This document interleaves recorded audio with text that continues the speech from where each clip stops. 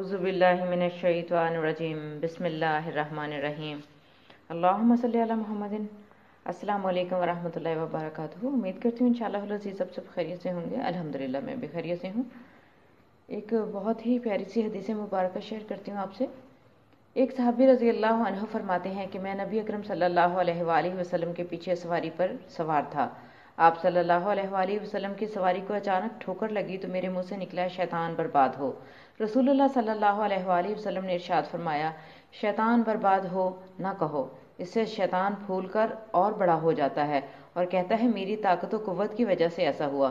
البتہ ایسے موقع پر کہو بسم اللہ کہا جاتا ہے تو شیطان حقیر اور چھوٹا سا ہو جاتا ہے، یہاں تک کہ مکھی کے برابر رہ جاتا ہے۔ المستدرک علی الصحیحین الحاکم 7792 کی روایت ہے یہ۔ نبی اکرم صلی اللہ علیہ وآلہ وسلم کی اس حدیث مبارکہ سے پتہ چلتا ہے کہ کبھی ٹھوکر لگے یا ٹکر لگے تو بسم اللہ کہنا چاہیے، جس سے شیطان کا سائز جو ہے وہ اتنا حقیر اور چھوٹا ہو جاتا ہے کہ وہ مکھی کے برابر ہو جاتا ہے۔ اللہ حافظ۔